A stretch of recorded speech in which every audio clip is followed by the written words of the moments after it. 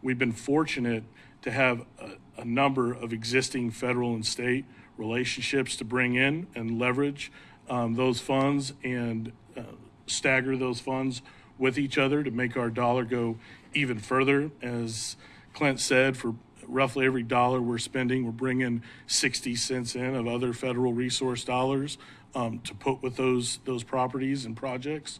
So it's just been an exceptional effort by a lot of people to make these partnerships work, find these resources, and create these efforts that obviously are making a difference with our pre-existing housing. Julie, if you would, go to the next slide. We do have an interview here with one of our local contractors, and as you can see, our bid tours, when we have them, it looks like a small circus, if you will, of probably anywhere from 8 to 10 different contractors on site, so they're competitive. We're using all of them, whether they're electrical, plumbers, general contractors, but it's just been a real tremendous opportunity for the local workers here in the county to have an opportunity to get some additional work, and it's also been a plus for our vendors. So if you would, take a few minutes and listen to this interview. We've been in business for 2 years now. I've been an electrician for 25 years here in Hutchinson, Kansas. I came up through the apprenticeship program through the union here. Worked for several contractors for 16, 17 years, and then just started my own. My business is directly benefited by keeping the guy I got out back right now working for about 8 months. We've been solidly working on sched projects along with little filler projects. So it's helped me kick my business off and keep it going. We've had 3 or 4 houses that we've completely rewired. So we've taken out the old knob and tube wiring that's dangerous and starts fires and basically revamped it with brand new Romex, new panels, new breakers, new receptacles. I've done a lot of services. This is probably my 15th one that we've done through sched. It's fixing up a lot of houses in our community, not just with the electrical being safe, but also with the aesthetics of rebuilding some of these houses that are very dilapidated. I've seen new siding, new windows, new doors, new roofs, things that needed to be done with also the upgrades inside with plumbing, electrical, and heating and air. So it's been a really good thing. With the fixing up of the houses in Reno County and making them that more profitable sell if they do sell, but all the contractors locally around here, it puts money directly back into the economy locally. We buy materials here, we eat here, we do everything here, so it's been really good for everybody involved.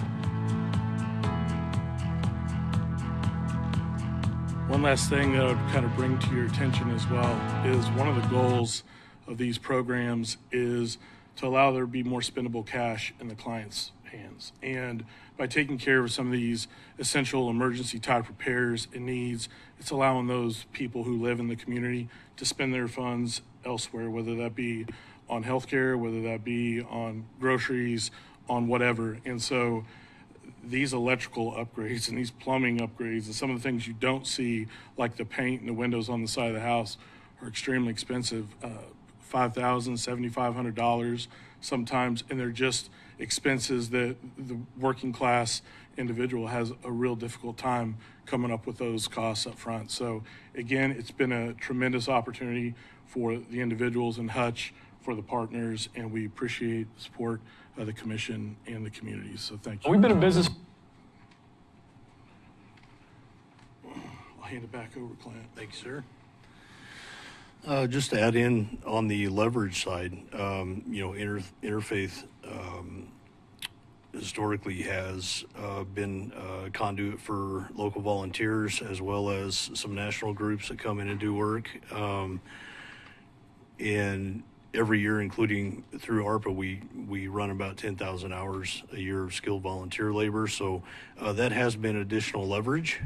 We could calculate that number. I think the federal government is at just under $30 an hour of value for skilled labor. And then of course the funding leverage from sched really has stretched your ARPA investment, to the limit. Basically, I'm proud of how many projects we've been able to perform with this. Next slide. Just wanted to draw attention to our relationship with Bowercom. Bowercom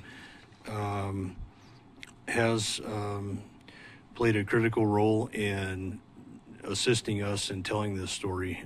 Half the battle is making sure that your community fully supports these sort of efforts, that they understand the objectives and the yeah, just that they really understand how this is strengthening and stabilizing the community. And unless you're paying attention, you may not know that these things are going on around you. So have an excellent website available to view some videos. We're going to continue to tell our story. And just wanted to give another appreciation to the county for entrusting us with this responsibility and this high volume program. And really feel like on Interfaith's behalf, we have grown our experience and capacity greatly over the last year, and certainly will have far-reaching benefits for the county in the future. So thank you for your investment, and I would like to stand for questions at this time. Any questions? Commissioner Weitzel? Yeah. So when these houses are sold, where does that money go? So that money is going to recycle back through housing acquisition rehab, all with the intention of those houses being resold on the open market. I mentioned the house on West 25th, our third rehab for resale property. We basically spent down our line item for acquisition rehab, and once we sell one of our first two, that money will immediately go into the third house. Managing our rehab numbers and assuming that the sale value is there. I know Bill mentioned comps in some of these areas and how that can affect offers and sale price, but we hope to recycle that money back through and do at least 5 or 6 projects over the next couple years. Any other questions? Commissioner Hurst? I think it would be interesting in looking at the fact that Department of Commerce has some data that would show how much more revenue is generated in the local community. Wouldn't want to pay any money to have somebody do that, but I think it would be very interesting if we had some idea whether it's 1.5 or 2.2 or whatever that is on that money spent with local contractors on the turnover. I think that would really show quite an additional number if we just looked at that. There is a study out by one of the major universities in Texas that just came out a few months ago that indicated on a new house build that roughly $46,000 is the national average that gets put into the economy from one house. Now, obviously, rehabilitation's at a little bit lower level, but we could certainly do some research and see if there's some stuff we can find from local commerce and those individuals to give us more of impact dollars related to those rehabilitation type projects. But there are some interesting facts out there related to construction and new builds and how that affects economic development in an area. So we'd be happy to look for that for you, sir. You good?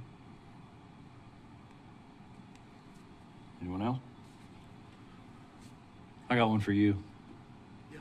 Any timeline on bringing the ugly building down? You want a St. Elizabeth update? Yeah. I was prepared for this. The local abatement contractor has been doing great work. They are stretched very thin. They're about 60 days behind our expected completion date. Where they're at on the abatement work right now, American Metro Environmental, there are our inspector out of Wichita that reports to KDHE. We were in the building 3 weeks ago. All of the friable ACM, the asbestos containing material, has been packaged and removed from the site. So that's the insulation, that's the ceiling texture, ceiling tile, that's all off-site. That's been cleared. The last piece of the abatement is the original windows. Apparently asbestos was a binder for window glazing. And so...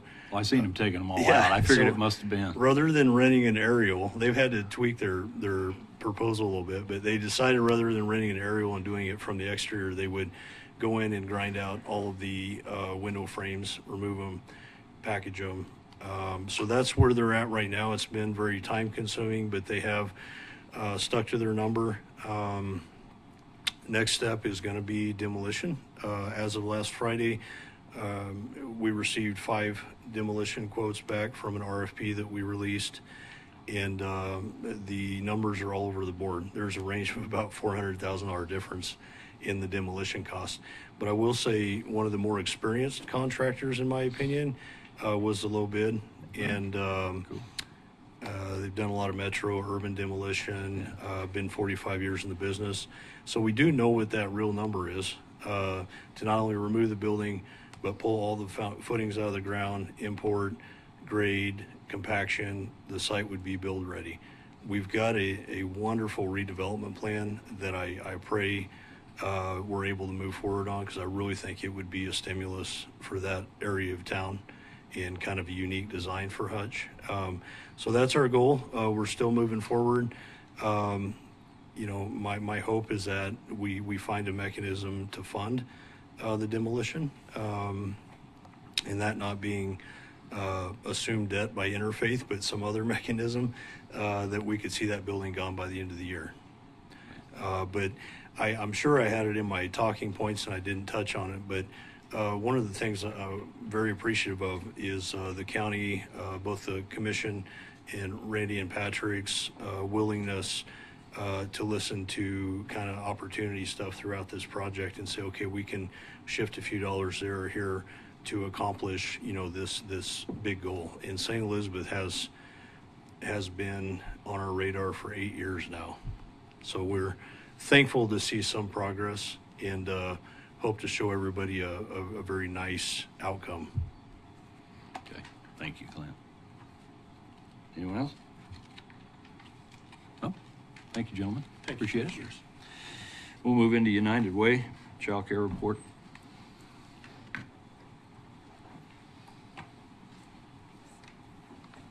Morning, Commissioners. Thank you for having us here. I'm Lacey Mills with United Way, and I have a couple of gals behind me that are going to present a majority of the information and updates to you guys. But we hosted a meeting yesterday with leaders and CEOs in the community and just engaged them in a conversation about what some of the biggest struggles are within their companies. And I shouldn't say ironically, but ironically, childcare and housing rose to the top of that list, among a couple of other things. But I want to let you know that the ARPA dollars that we have been able to expend to this point have made a huge difference in our community.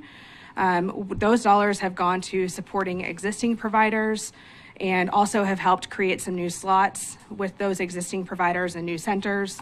And truly the goal is ultimately to figure out what a sustainable plan is to address a child care need in Reno County. That is the challenge. And I think Heather and Abby, who are with me today, can tell you a little bit more about how that's been a challenge. We're kind of starting with no existing model in place, and we're trying to create the wheel and figure out what's best for our community. And I would definitely say that I know that we have been appreciative that the collaboration of our partners that have been involved have been nimble, because we have had to make some changes as we've discovered what some of that data is and what some of the goals are. So we do have a unique model for the child care ARPA dollars. While United Way is the fiscal agent of those dollars, the work is really being led by the Child Care Task Force. United Way has a seat at that table, but we also have representation from child care providers. We have representation from the Reno County Health Department, also from the Hutch Community Foundation and the hospital as well. So we've got a great group of people that are around the table trying to determine what the needs are and how to address them in the long term. I'm going to turn it over to Abby Stockerbrand, who is a consultant for this group. I've been here for 80 days, and I'm probably not the most knowledgeable person on where we've been. I definitely can have some input on where we've been and where we've headed, but I want to make sure that Abby and then Heather Faulkner, who is with Abundant Life and also on the Child Care Task Force, can give you a true look back at what we've done and then also where we're headed. So I'm going to turn it over to these two ladies behind me. Good morning, Commissioners. We're really excited to be here today to provide you what? Name. Oh, I'm Abby Stockerbrand. Thank you. And this is Heather Faulkner, and we are the consultants carrying out the mission of the Reno County Child Care Task Force that is largely seed funded by the Reno County group, as well as City of Hutchinson. So I'm going to just remind everyone of our mission, because I want you to know that in everything that we've done, it's to build systematic and sustainable and equitable childcare solutions that benefit parents, businesses, and providers throughout Reno County. So in everything that we're doing, that is the lens that we are looking at. And so sustainability, equitability, and making sure it's systematic and building that whole process and system has been a forefront of every decision that we've done. Lacey had mentioned some of our task force members. Just want to bring light again to their participation and leadership. And we are also going to be looking in the coming months to expand this group, and how can we, continue to get the voices around the table of providers, parents, and businesses. So in this past year, this is a recap of what we have done in order to lay the foundation so that we can go into the future and build upon this. So last year we had 62 providers overall that participated in some amount of programming.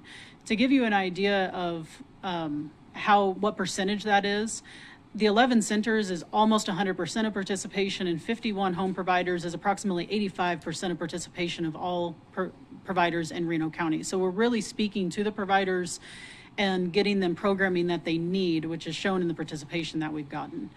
At our last update, we were able to tell you about the additional funds from the accelerator grant that was through the state of Kansas, and we have completed some of those projects and have several more that are going to be done in the next year. And those equate to 372 new child care slots, and that's specifically 0 to 3 years or 0 to 5 years of age. We want to show you that we are broad throughout the entire county, not only with the participation of providers in some of those quarterly either trainings or quarterly retention grants, but with the accelerator projects, those are also throughout the county. I anticipate we have 6 more that are going to come online this year, and almost all of those are within the county itself. In those smaller communities of approximately 1,500 people or less. And so we're making a huge impact collectively together. And, we would not be able to do it without having the partners around the table and having people step up and say, yes, we want childcare. This makes a difference in our community. And we are there as a resource for them of how we can work together efficiently. This is just one example of one provider that has been in service for 18 years and what those retention grants have meant to them. So we spent some of our funding on retaining the providers we had, but we also need to grow. But these retention dollars and other programming that we're doing is working. And this is just one example of what it's meant to her about receiving the retention grants of, with the cost of living and groceries rising, I wouldn't be able to continue this work without putting myself under. And that's what we're hearing over and over again. Some initiatives that we completed and are going to continue in the next coming years are an infant incentive. With the data that we were able to collect from providers, we know that even with the parent and private pay, there is a $5,200 budget deficit of every infant. That's typically due to either how many slots it takes from a home provider, because it takes the place of 2 slots, or in a center, the ratio is 1 worker to 3 infants. And those are the regulations, and we're not advocating that those regulations change, because if you've ever taken care of 3 infants at a time, it'd be pretty difficult. So we piloted this through some of the funds we received from the Innovative Community dollars from the state of Kansas, and we did that so that we weren't using speculative funding completely on the ARPA program. So we were able to expand our infant program through these pilot dollars through the state, and then we saw a really good turnout for those, and so we're going to continue this program going forward using the ARPA funds. We also held 4 training opportunities on those dates provided, as well as provided a compensation of $15 per credit hour. The reason this is important is because for centers, they're required to pay their people for time they work, and that is required. But because those are not revenue hours, they are having to eat that cost. Same as for a home provider, they are required to get these certifications and these hours. However, again, they are not being compensated for those hours ever. And so we wanted to provide them quality training in a place that they could get 6 hours per day to do so, which goes towards their 16 hours required, as well as provide them compensation for the non-revenue time that they are spending that is required for keeping their licensure. And we had a huge success. You can see as we went down in dates, we expected that it might trail off a bit because people have received their hours, but it actually did the opposite of increase significantly because of the need of the providers as well as the quality training that was put forth.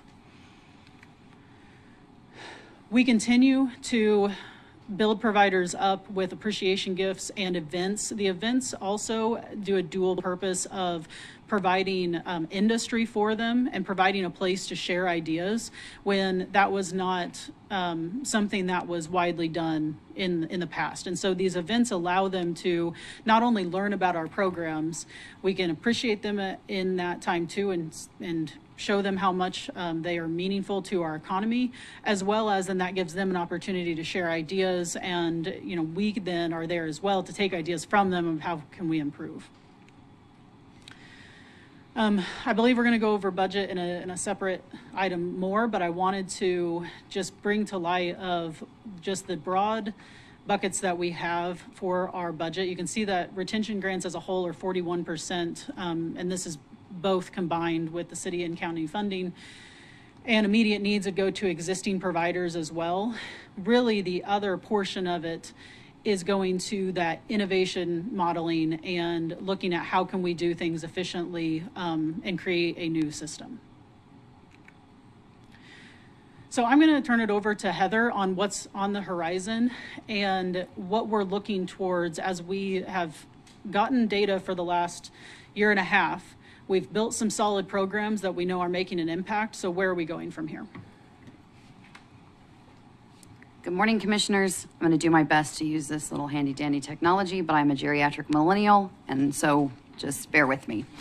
As we all learned through the fun time we had during COVID, we learned that nobody was coming to solve our problems. And I think that Reno County has done a really great job of collectively gathering together and saying, okay, how do we solve this for the long term? One of the things, though, I do want to touch on is the fact that even though Reno County has really stepped up here in a way, we're really leading the charge. Reno County is being watched by both at the state level. We're involved in a lot of conversations at the state level on sort of the things we are putting in place here and how not only are they benefiting us locally, they would actually benefit other communities throughout the state. And so without the support of all of the partners, including yourselves, Reno County just wouldn't quite be doing what they were doing across the state. Oh, look at me. Okay, so we've learned some really great things. One of the challenges we faced is trying to get access to data to really continue to make sound decisions around where we should go. And so we are really working towards finding solutions to that. Another thing we learned, which wasn't probably overly large surprise to myself being in this industry for 26 years, I came into this industry because the entity in which I worked for was losing $40,000 a year at a small church, and I have an accounting degree. I did not have a child care degree, and they wanted someone to fix the budget. I'm not sure I fixed the budget necessarily, as we have more than shown through lots of data in the past that the math just doesn't math when it comes to childcare. However, most providers that get involved in childcare, they don't get in it for the money. And so when we say there aren't consistent business practices, some don't even have any at all, simply because they just wanted to take care of kids. And I think the market study showed that resounding when you realize what so many of these home providers are sacrificing and not making in order to provide this care to children. The current model that we have really has no way to offer the employee benefits. Through lots of conversations, there's a childcare provider, home provider in our community who's been a home provider for 18 years. And on Thursday night, she works for Quick Shop overnight so that she has retirement and health benefits and then takes care of children on Friday mornings. I don't know about you, but I doubt most of us want to work multiple jobs.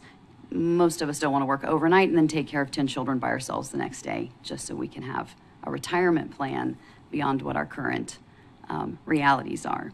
And so looking for ways that we can solve those problems for real people doing this job is really important. The reality is that a lot of the business tasks in regards to childcare, whether that's from regulatory to Department of Labor to all of those different realities that those of us that are business owners know all too well, are daunting for the small business. And how can we alleviate some of that reality and that administrative headache that they have and provide some of that change for them?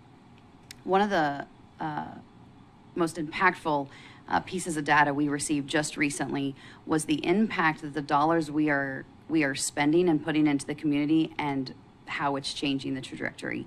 This was an important model for us because, as you all know, and I believe Lacey stated at the beginning, this has been a work of labor and a labor of love in the sense of we've needed partners that were willing to be flexible and pivot so that we knew we were making changes that were actually going to be impactful. And looking at this trend, you can see specifically for home providers, the increase of home providers, which is not as easy to see when we just drive through our community because we're not seeing a big building put up. We're not seeing a large facility of 100 children, but where we're growing right now is in our home providers. And those dollars are really making a difference there. As Lacey stated at the very beginning, we are looking for a new business model. We shared with this commission when we first started the idea of a version of a child care cooperative that would begin to allow us to give benefits to those. We could raise rates for those in the sense of what they were getting paid, as well as take over some of those administrative tasks that are just extra work that most of these providers, whether you work in a center or a home, are doing after hours. And so if we could bring down, I don't remember the exact number, but it was like 70 plus hours an average home provider was working when we did our market study 18 months ago, 2 years ago. And so how can we bring that workload down for them? And so we are in the process of working through all of the details that would allow, regardless of the care setting, so whether you're a home provider, you're within a school, all of our school districts in Reno County are in conversations with us, are partnering with us in some shape or form based on their size and their needs, and then as well as child care centers. And so each one of those care settings have unique challenges and unique realities to the way they have to operate. And so finding a business model that can then cover all three of those, as you can imagine, takes a little bit of time to work through all those details. Some of the things that we will do, we've talked about this in the past, it allows for a child care management system. It allows us to know anywhere in the community how many slots we have available, as well as say a business wants to increase and bring in more workforce, how many slots would they need, where could we increase those slots, those types of things. Substitute pool, it would streamline lots of things when it comes to our resources, our bulk purchasing, payroll, regulations, all of those just really fun things that everyone loves to do in any business. They're just exciting things to work on.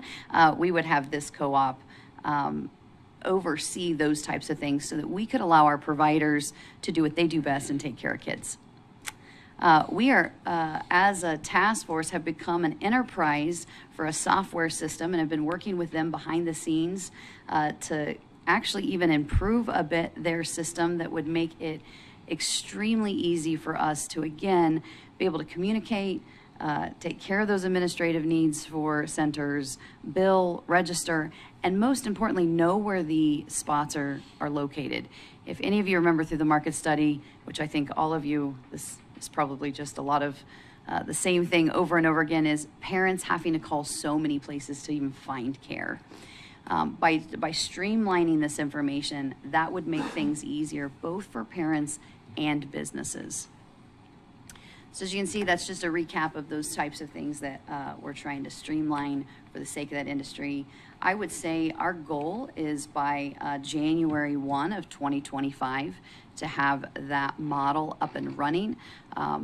We have 2 partners that have agreed to start with us in an effort to just sort of roll it out to ensure that we can sustain this long term and scale up. We are, as well as a task force, looking at how do we do long-term funding for this. And so we are close to being able to talk more in depth on what that will look like as far as the co-op model, as well as some long-term sustainability funding, so that we can ensure that the work that we've spent the last several years doing does not stop in 2027, but actually goes on. And so we have a 10-year plan that would take us into 2037. Questions? Any questions? Mr. Whitesell? So, how many, so of course, when we see it in the paper, hey, Haven did this or whatever, those are the big providers. How many small, home providers have we increased?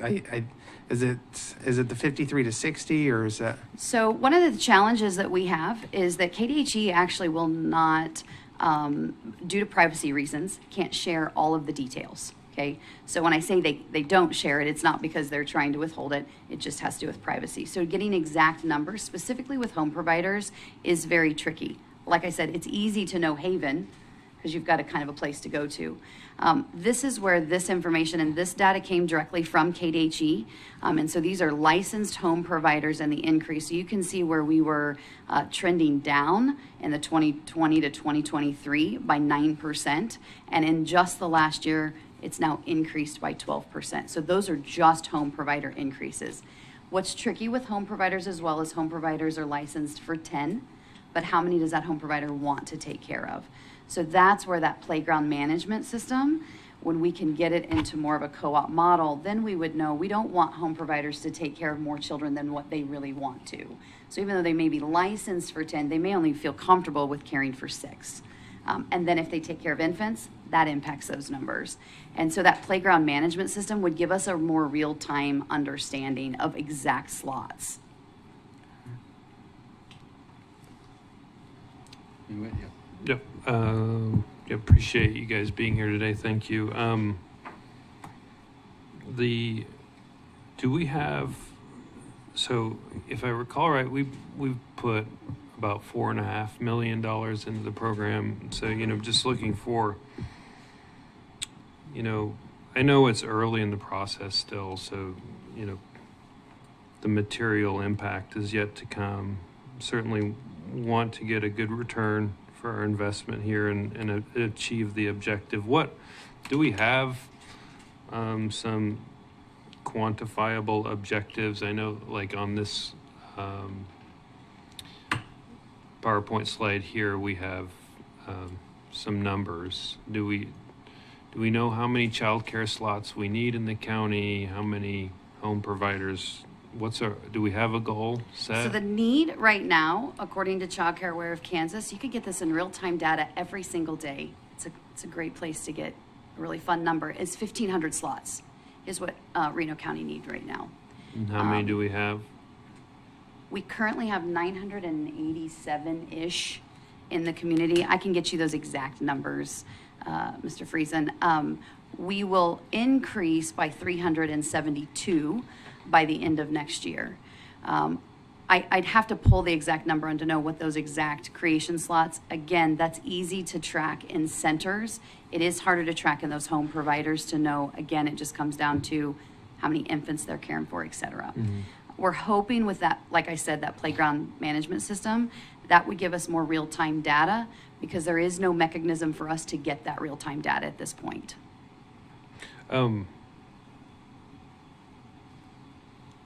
Can we just call them and ask them? We have. Okay, so are they not telling us? Or? Or it was with the providers. Well, that could change. So like say tomorrow a kid turns 12 months old. Well, now they might bring in another infant or they might decide to keep that well, if it's a home provider, it's going to be an 18-month-old. Now they can actually bring in another kid. So their enrollment can literally change week to week or month to month. So it's hard to get a real time. I get that it's in flux, but just getting a quarterly inventory from. I mean, I assume if we communicate with them, they would. They do, and that is where KDHE and both Child Care Aware, we can send you the link to Child Care Aware. That gives us real-time data on a daily basis on how many slots are currently in the community, where that growth trend is happening, which again is why this trajectory is really important, because those slots have been created as a result of that funding. So we can get you that link so you can see that. Well, just for me, like if our goal is 1,500, like we're not tracking that on here, and this data is, as you explained, really hard to understand. If we have 60 home providers, we don't know if they're caring for 1 or 10, so it's really hard. So I think the county would, I think this group would appreciate tracking the goal number of number of child care slots we have. So just to track improvement and make sure we're on track to kind of get to that 1,500 number. So that I would appreciate that in the next report. Do we have? I know you provided a little bit of feedback from providers. Like, do we have any feedback from new providers or prospective providers on, are things easier, or are there more people? Like, what's going on there?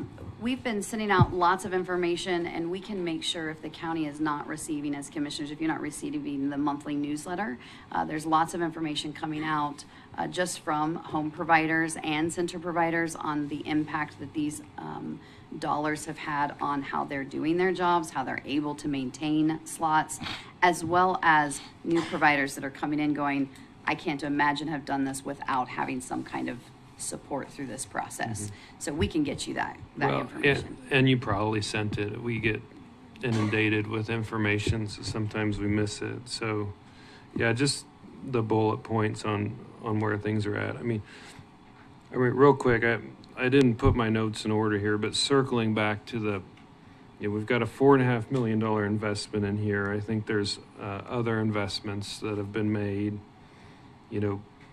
The plan to add additional overhead, I understand, 2 to 4 more administrative staff, software, all of that stuff.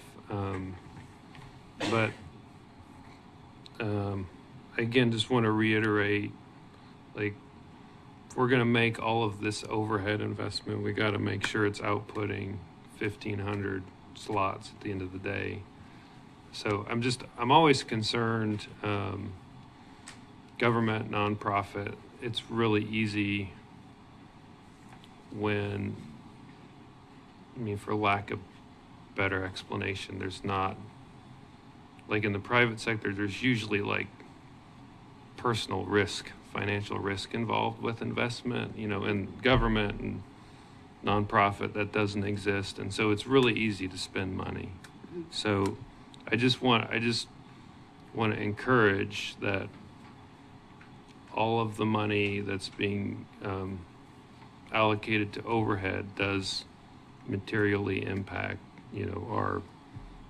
our slots that we want, the 1,500. So I think if it will help give a little insight specifically to overhead and where we're headed with the shared services plan, is like the first 2 partners that are coming on, there'll be 80 employees and close to 200 children involved with just those 2 partners. So as we scale up and we are looking at adding more employees, that entity, and I hate to honestly call it a co-op because legally that won't be the legal structure of it, after doing lots of research around legal structures of businesses, but co-op is the best word I know how to use to explain the idea of the model. Because that will have the number of employees, So from an HR standpoint, so like some of the overhead expense is partnering with another partner in town that already has that HR department built in that allows us to scale up at that number and that rate so that we can ensure the data, the shared services, and we can bring that administrative cost down on local businesses, if that makes sense. So what you're saying is we're not incrementally adding new revenue or overhead. We're going somewhere that already has it and just directing And then some of slowly the funding. graduating up. So there will be staff brought on to be able to take care of, if you think, the food program. So the food program at, say, my facility adds $50,000 a year. The administrative work that is added to that is somewhere near 10 to 12 hours a month. Well, if this co-op becomes that admin over that, ensuring we have somebody that still is accessing those dollars so that we're not trying to find other places to, because those are federal dollars that are very beneficial in the child care model, if that makes sense. Did the inspection process change? Did the state claw that back? How's that going? They did with the fire marshal. So there was a change in January where we no longer use our local fire marshal for child cares. We use the state fire marshal. As a local child care provider, I was really nervous about it. It's actually been a really great process. It has not seemingly made it difficult. It's actually streamlined it. So that is true on the fire marshal side. Yes. Does the county do any inspection work now? Yes, so you still have local surveyors that are employed by Reno County Health Department. And so Megan Gottschalk sits on our task force, has been a really great partner in being a part of the process. And she has been a huge advocate for us in getting us into conversations at the state level when we hit challenges. What are the challenges? Getting access to data. Knowing who those, as new providers come on, no one can share those names with us. And so we're doing a lot of back end work trying to connect with them. There are challenges still with those regulatory realities. There is some changes happening at KDHE with regulations. They are definitely aware of those challenges, and we are involved in lots of conversations at the state level to try and do everything we can to mitigate, because deregulating is not something we are advocating for at all. Patrick, isn't like permit information public information? I've never researched it. I did not realize that there was a privacy issue with the state. So This is the first time I guess it's the first time I've ever thought about it, and I can look into that further. Okay. So like 2 years ago, we got some constructive and critical feedback related to the county's involvement in regulating the industry. Has that improved? I would say there have definitely been improvements made. Are there still challenges? Yes, sir. Okay. Are you comfortable speaking to those here, or do we need to talk about those? No, I'm comfortable with speaking to them. But I can also have a conversation one-on-one if that's helpful as well. Randy, what do you think? Well, I mean, if there's, I guess, criticism of specific personnel, I'd rather talk, offline versus overall the health department. If there's issues they have, or is it issues with KDHE that the health department has to follow? Can you speak to it broadly? I would tell you there just are processes. I think Abby she has spent a lot of time at the KDHE level having this conversation. I think does it go like this? Processes. Like you go to the county, they say, we want to be really helpful, but our hands are tied. KDHE says we have to do it this way. Is that what happens? Yes, sir. Okay. So I will say we are doing a lot of work to understanding that there are certain current processes, and we are looking to get at the table of helping at the state level to change those processes for the betterment of not only Reno County, but then hopefully providers across Kansas, because they are having active conversations related to, as a state, how can we improve the process? How can we make it clear and consistent? And I would say from a process standpoint, when I evaluate the current process, that is what, I personally would advocate for, is just clear, consistent answers so that providers know what to expect and can go towards that route. And a lot of times those are from the state or regional level, KDHE, and I wouldn't fault our local personnel for that. So we are, though, actively in conversations with state personnel related to how can we better the state process, because I really believe after assessing the whole situation that it is more on the state level, much more. Well, I know we've had a reputation for just trying to be by the book, and there's a lot, there's generally different interpretations of how to implement policy, and perhaps we can continue to provide support for staff to interpret it in a favorable way to providers, but that's probably a different topic. So thank you.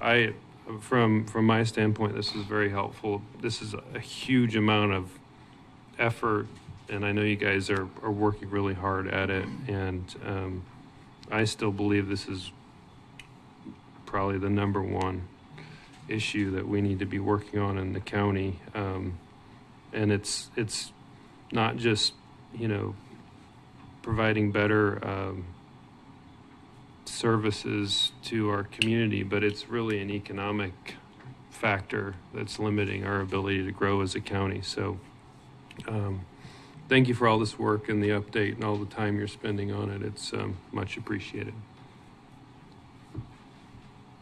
I do have one. Ron, you have some. I'll finish up. Go ahead, Commissioner Hurst. The one concern I see, which when the ARPA funds are all used up, it won't be our call. But you have to be really careful about administrative costs. You cannot have too many people. To me, 4 is absolute. I don't understand that, but then you can't ask for people to pay funds outside of taking care of your child. I would be extremely concerned with regard to the amount of overhead, as Commissioner Friesen says, that goes into administrating, because that can collapse the system. I absolutely agree. And we have been very thoughtful about what staff and what duties they would be doing. Just to give you an idea of, it would probably be closer to 3, 2 at the get-go. And then once you scale up and it's needed more capacity, then you would go to that 3. What the duties of some of those personnel that are going to be helping multiple centers and multiple homes, one of which that Heather mentioned is the food program administration. So that food program actually brings in revenue, so that person itself is actually paying for themselves within the food program assistance. We have a lot of people that are not taking advantage of the food program right now because it is federal funds, and it might be hard to either understand or keep up with that paperwork. With someone who understands the paperwork, we can actually expand the food program, bring federal dollars into our community that are not currently being captured, and that certain person actually pays for themselves because of that. The other person is going to be on the regulation, like licensure. And so a lot of centers, if you're over 60 capacity, you actually have to have someone in a executive director spot or a program director that has certain qualifications. So this actually is streamlining that so that we don't have to pay multiple people in multiple organizations to have certain qualifications, because those qualifications are fairly vast. And so if we have an expert in the seat and are able to use their expertise on multiple locations, then it actually overall will decrease the overhead, because we would not have, let's say, 5 experienced people in those seats working on their own. We have 1 experienced person in that seat that is working for all of those facilities. The third person would be a lot working on the making sure that we have the appropriate allocations accounting wise.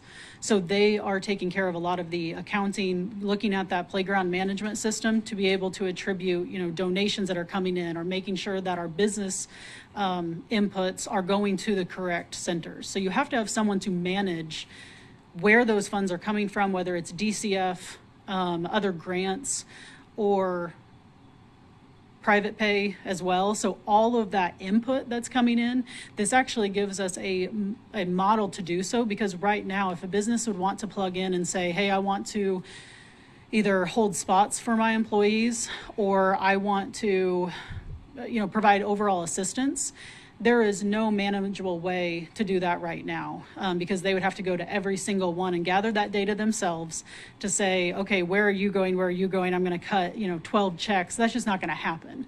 So this program, or this entity, actually allows the input of funds where they aren't currently being input at all. So when you think of it in that relativity, we're really just transferring the administrative from these other facilities, making it more efficient from an umbrella organization to put people in the seats that understand it well and are experts, and then being able to input new funds with their expertise, because that's a part of the sustainability model, is that we know the math doesn't math, especially if you go up to a higher wage than we currently have. So if we have that gap, how can we input using the federal assistance that's already available to us? We're just not realizing it. So actually, it's a shift of administration that's not being recognized around a lot of the current facilities to streamlining that. Does that help? I understand some of the situations regarding the state regulators, the state head supervisor or surveyor people, because their consideration of their position sometimes doesn't allow for practical use of facilities or manpower, or just the overall common sense type that should be involved with this. So I think we need to realize this, that I almost want to say, I'll say they're almost godlike instead of being a little bit of user-friendly. So I sympathize with trying to work through that and keep up the good work with them. He Did he steal your stole my thunder? question, that's fine. Sorry. No, part of it was sustainability, because we talked about that in the office early on. And unlike Mr. Nelson over here, his job is to spend all the money. We don't want you to do that. So. Absolutely. Yeah, we wanted to take the innovative approach, look at how we can, again, I brought the mission up at the very beginning because we are truly looking at that sustainability piece. And where are those opportunities to input funds that make sense? And how can we grow the existing programs that would bring other funds in for the assistance? Thank you. Anyway. Yeah. So when I first got on, I made about 50 phone calls to different local providers. I know at least one person in this room was one of the people that I called and spoke for probably a couple hours about some of the challenges. I mean, they almost all seem to be from the state or from local people that were, rather than treating people like their sister, we're treating them like, somebody that they had to look for problems for. So I'm glad to hear we got some of that fixed, that we can fix on a local level. But one thing that has always puzzled me is, I hear, we can't get the data, we don't know who they are. But when I called these providers, I just went to the KDHE website and it showed a list of approved providers. And so what's the disconnect there? Because it's public information, so it seems like we'd be able to find out who is doing this. That has been a thought we have had as well, and so we do spend a lot of time going to that and looking at each individual person and collecting their information. So it does not make sense to me when I'm told it's a privacy issue, and so they can't share that information with us when it is public information. So we are working behind the scenes on a process to where Abby's been working with Bowercom, and how do we collect that information in a more digital way to where it's not the time consuming from an overhead cost of using someone administratively to go and look up on the state of Kansas's website and gather that information in real time, but how can we write an algorithm, for a lack of a better word? I'm not going to pretend like I actually know what they're doing with the technology. They're doing something to where that information would download into us, because you can go to KDHE's website and get that information very easily. If we wrote a strongly worded letter, would that help? That's what government does, right? No, so one other question. Are we still charging to take the training to become a child care provider? Because I know there was originally, You are. I think we're paying for it now. So to decrease the barriers, we are in conversations right now with the health department to say, you know, how can we either eliminate that fee, or if we can't eliminate it for whatever reason, then, you know, can we provide that in this short-term period with the ARPA dollars until we figure out the longer-term plan?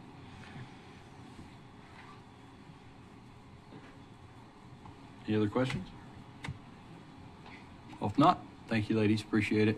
Thank you. Good information. Appreciate your hard work. Well, with that, we'll move down to 7E, I believe it is. Was that 7G moved down? Commissioner, did you want to, before that, well, they're still here, ask the amendment to their contract, United Way, that got moved to business item? Well, that's where Yeah, I I'm think going with that's where that he was going business with it. item there. Isn't that the one from 7?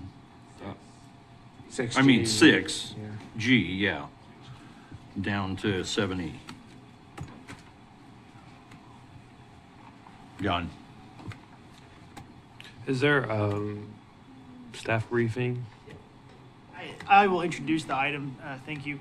When all these ARPA agreements, when they first come up, there's a subrecipient agreement. What is before you guys to take action on is basically a amendment to the original. So what I did was I just packaged the original ARPA subrecipient agreement, and then what the proposed changes, and then a resolution that says that the commissioner would, if the commission's in favor of allowing the change to happen. But it just needs to be voted on and papered, because we have to submit all these to the feds, and obviously we're accounting for the money. So they can, I guess United Way is here to explain what their change is, but what we need to take action on to allow them to change the way the funds are going to be spent. That's what you guys would vote on. This is just a shift in the line items in the budget. Yeah, it's just a shift. When we did the subrecipient, you know, we didn't just say $4.5 million, have fun. It had a budget to it, so it was kind of identified that they want to shift between their allocation. Well, just to kind of keep things moving and have a debate, I'd motion to approve as recommended. Motion by Mr. Friesen, seconded by Commissioner Boger. Any further discussion? Yeah, I mean, I'd kind of like to hear their rationale for the change, which is why I asked to pull it out of the consent agenda. We can definitely do that. I am actually going to let Abby go into depth on this, because she has been leading a lot of the conversations around budgets, but I can dive in and jump in and help if I need to, so I'll let you. Thank you. So as with any innovative model, you're going to want to adapt your budget to where you need to have it at. So the rationale for these changes, you'll see that the support for current providers is going down. Well, you can also see that from our outputs that we just showed you, what we're doing with our current programming is working. So I looked at what our projection was for that and took that incremental difference of what we think we're going to put in versus where else we could put that in the modeling, and that went down to the innovative models. So I don't think we need to increase our funding or programs for the support that we currently have, because we've changed the trend by 21 points. So it's working, and we want to just maintain that at this point. But now we're in the innovative modeling portion of it, and we want to put more funds into that so that we can continue building that work. The same from the United Way oversight line item, looking at the projections of what we used the actuals from last year, looking at the projections forward of what they're anticipating to spend, not to increase personnel type actions. I actually moved that line item specifically into paying for that co-op personnel, right? So you're actually just shifting what the purpose of that funding is, not really the, it's going from personnel to personnel, if that makes sense. It's going just from personnel to oversight to personnel to the cooperative model so that we can innovate for the next 2 years and look at how we can dial in that programming. Additional to the innovative modeling, we have plans, as you probably have heard through the accelerator grants, we have over 10 facilities throughout Reno County that are either built or going to be built or renovated, for example. And we want to make sure that we were allocating funding to helping the gap of what they still have to spend on those projects. So if they have a gap that they need of their funds, so let's say the project was 200,000, they received 100,000, what's that gap that we can continue to get those up and running faster so that we can make sure that we finish out those 10 projects. So that was the biggest line shift in our internal, is in that innovative modeling. We're going to be assisting more so than we had originally thought. But when opportunities like Accelerator Grant come to fruition and you have the opportunity to open that many places in a short time frame, we want to make sure that we assist them appropriately. Answer? Okay. Commissioner Hurst? Yeah, I think from my involvement at the very start of this regarding the ARPA funding and the research that was done and presented by the individual professor at K-State showed that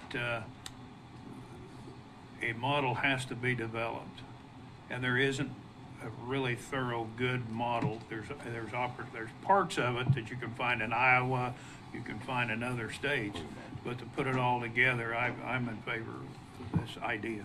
Well, I'll just share something exciting that when we actually keep up with that individual and we explained to him this process because we wanted him to poke holes in it, right? We wanted to make sure that experts are looking at it so that we are on the right page. And he had, I believe, an explicitive and then said, "You may have figured it out." So I say that in that we are doing a lot of research of other people that are in this realm throughout the state, making sure that we are on the right track. We are not doing this in a vacuum.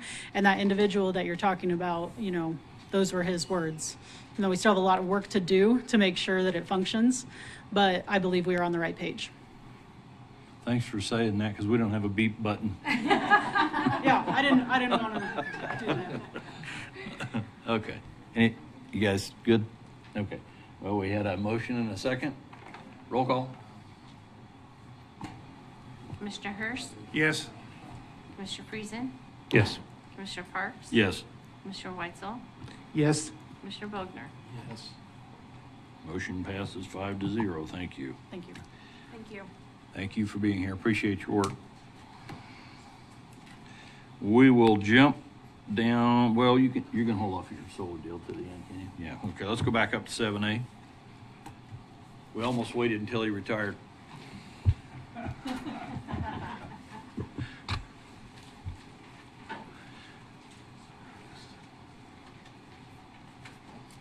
Good morning, Kyle Berg, Automotive Director. Well, you have my report in front of you. The only addition I would make is on June 15th, the windstorm or microburst or whatever it's called, it blew hard enough to blow rock off the youth shelter roof and knocked out 5 of the health department windows and had pretty significant damage to paint on one vehicle. So hopefully we're through with those storms. Other than that, I guess I'm just up here for any questions you have on my report. Buddy? Thanks for waiting. Yeah, I appreciate the wait. We make it quick. You're out of here. Thanks, Kyle. All right, thank you. Thanks a bunch. 7B resolution. Randy, you want to hit on that? Or do we want? You want to set that up and then he can come up? Okay, this is the resolution that at the last meeting, there was only 3 commissioners, and Commissioner Weitzel had a couple recommendations that would be additions to staff's recommendations for this property, which I think question the need for a fence and a sentence about allowing any church-related activities, I believe, Commissioner Weitzel. So this is just back in front of this, been approved by the Planning Commission and needs commission approval or to send it back. So we made changes in that? It was discussed, but it was tabled because without a majority. And Patrick, you want to? Just there were, you know, as you know, with these, majority can vote to accept it, majority can send it back, and then we get into that weird, it takes 4 Supermajority. to change it. And since we didn't have 4 here, it just seemed like it was better to table it and let everybody discuss it. Okay. Discussions for we. Yeah, so when I was looking through the record, you know, first of all, you know, I don't understand why the county is regulating churches. I guess there's a need for that. You know, one of the concerns brought by the church was that, you know, if we make them put up a fence, it's going to make them seem like a compound. And I was, you know, driving around town, and I couldn't find a single church that had a fence around their main building. So this is out in the county. The Planning Commission, you know, thought maybe a fence would be in order because of, you know, eliminating parking on the street. You know, but the property owner said, you know, well, it makes it seem like a compound, and I tend to agree with that. And so I don't think necessarily a fence around a church is something that the county wants to be in the business of promoting. And then the second, under plan of operations, you know, there's very specific things we're allowing. I kind of would like to make the language more general, such as adding something like, you know, they can do this, this, and this, or other activities that a reasonable person would associate with a normal function of a church. You know, just to give them some leeway, so that way, you know, as church change and things that churches do changes, you know, they would be covered under this conditional use permit. Again, to keep the county out of regulating churches and what they do. So that's kind of the heart behind this. Although I certainly agree, I think churches ought to be autonomous to be able to do what they want. Just a quick question. Have we built other churches that we impose these regulations on? Mark Von Atchen, County Planner. Churches are regulated just like any other type of land use. We don't have a lot of churches in the county. A lot of the churches that are out there are already pre-existing, and so we have not had them go through the process. This is a little bit more than a church. You know, this is also a counseling center. The church is like another primary use. There's like probably 2 primary uses on this property, the counseling center and the church. But yeah, the only type of land use that's really exempt from regulations would be agricultural land uses under statute. So if a new church wanted to establish somewhere, we would have to go through that process. Normal building procedures, yes, I understand. Mr. Treason. Yeah, thank you. I tend to agree on the fence issue. Like, looking through, you always do a very good job of documentation. Sometimes it's a little long. The way I read it at one point, it was like, hey, we need to screen, you know, we have mixed use kind of, you know, we have residential here, church here, and we need to screen that. Like, that kind of made sense to me. But and then when it said we want to screen, you know, 4th, that's where I kind of agree with Commissioner Weitzel. Like, what is the rule to screen between uses? Or I thought I read like a flavor of that, but I couldn't kind of get definitive. Yes, Commissioner Friesen. And just to clarify, the proposed fence is going to go along the right-of-way on 4th Avenue. It wouldn't be necessarily around the actual church building itself. We were talking about a fence or some type of screening along the right-of-way. And so the zoning regulations will say that when you have this type of land use or any type of commercial industrial land use, say that you need to provide some type of screening to prevent car lights from shining onto other residential properties. And so that was what staff's recommendation was to install a 4-foot fence along the right-of-way. That fence would really serve 2 purposes. It was, number one, comply with the regulation to help prevent car lights from shining onto the adjacent residential properties.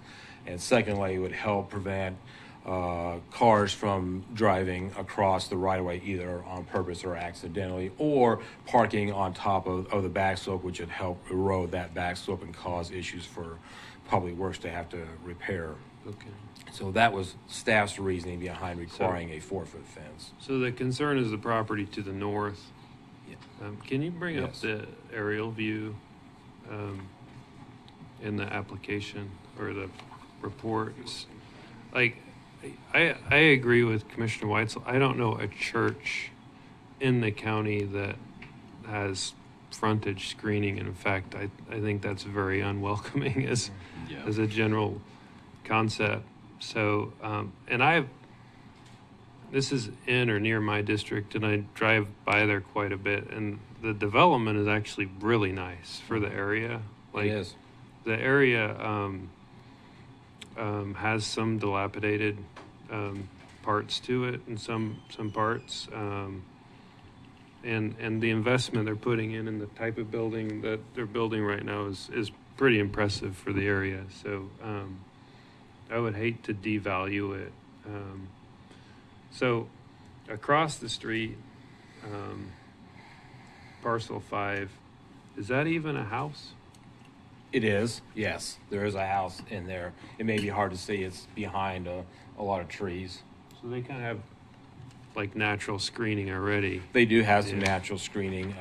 The regulations will say, though, that the person or property creating the necessity of screening would be the one responsible for adding it. But yes. Well, I mean, I have an opinion. Commissioner Weitzel, you kind of started conversation, so perhaps you have a motion. Yeah. Well, and I will say too, didn't Don during the meeting say the berm that they were planning on constructing would be sufficient without fencing to shield the light? I believe I read that correctly in the record. I believe, yes. Okay. And then the conversation around the It fencing. would be sufficient for the backstop. Now, it's the berm that is being proposed is the owner was saying is only going to be about 2 foot tall, 18. Yeah, I think 30 inches was. So was yeah, what I so read, yeah. so that would not be sufficient alone, and that's where after the public hearing was closed, the planning commission got into the discussion of a half berm, half fence type of situation.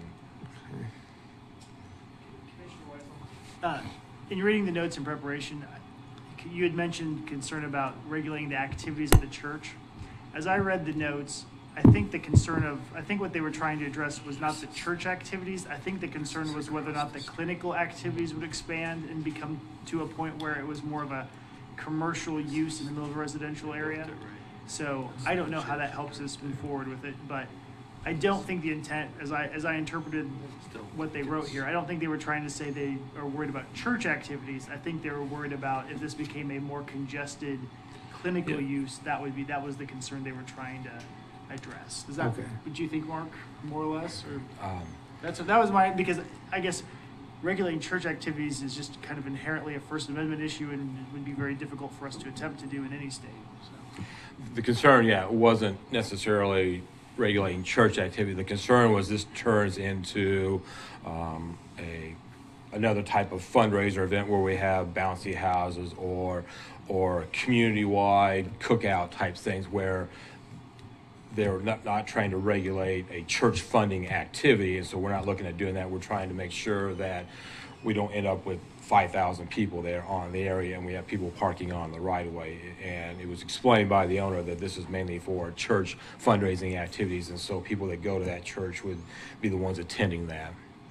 But like these extreme examples, I appreciate. I don't like because you can do that with any church, and like I'm just thinking about every church I know, and there's a parking lot and there's a residential house on the other side of the street, like every one of them. So I think this is an inconsistent,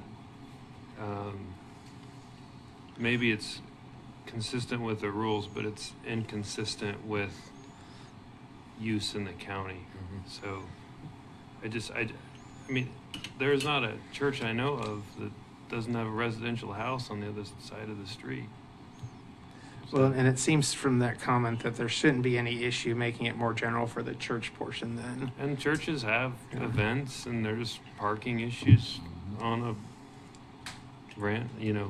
occasional basis. And I've never heard anyone complain about a church event ever in my life.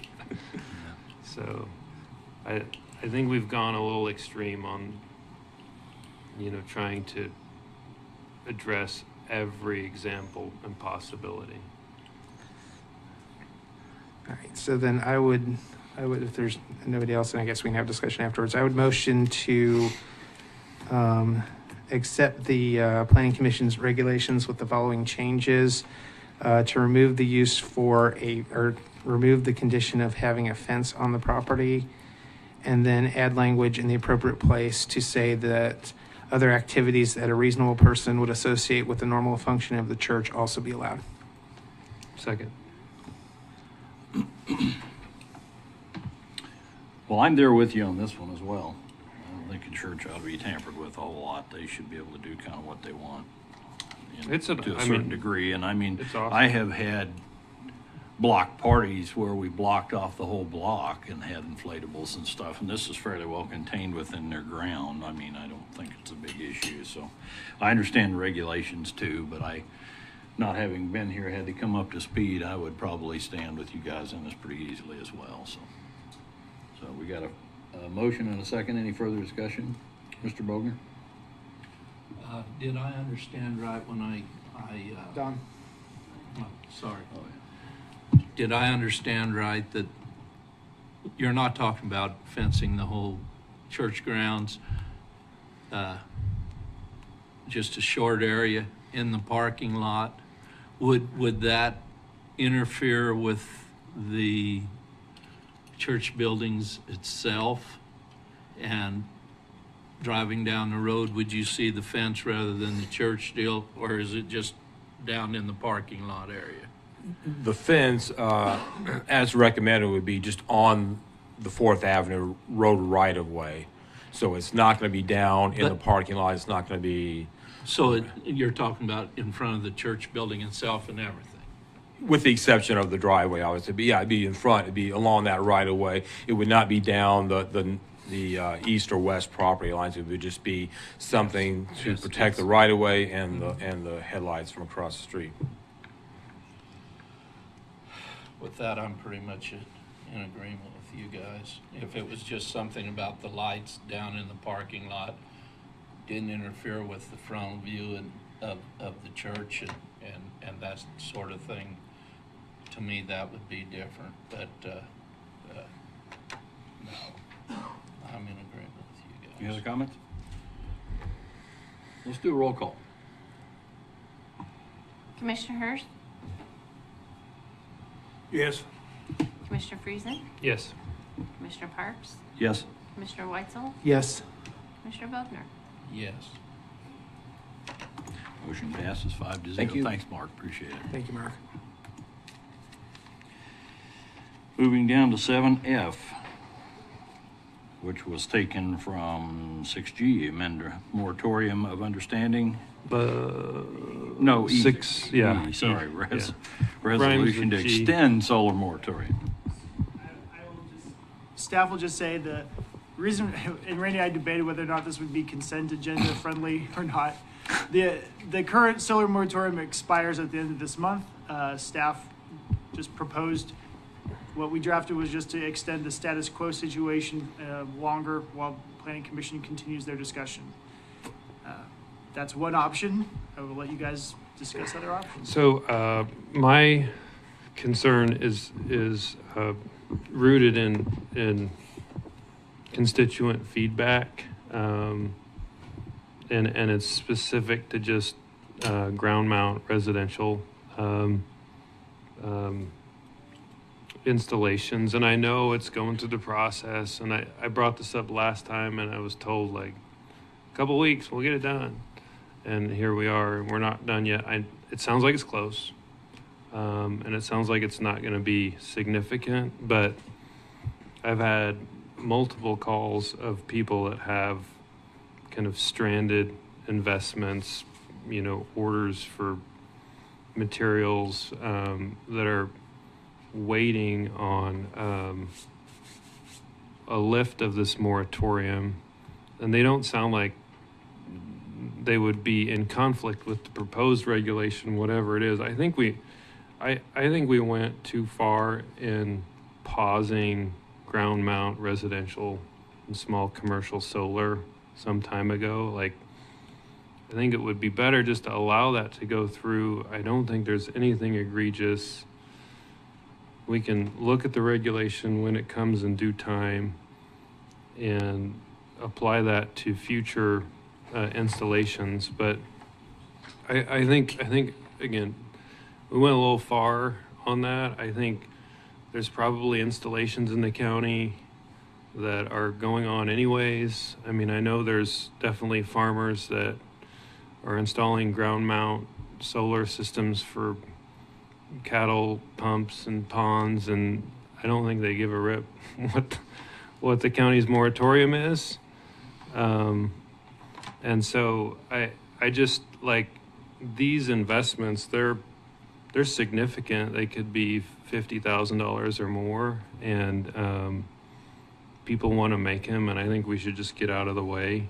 I know it's close, but I would make a motion to instruct the county to revise the moratorium extension to remove ground mount solar from the moratorium.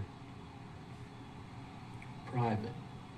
Yeah, so we have like 3 flavors today, and I guess I made them. If somebody wants a second, I can discuss it a little more.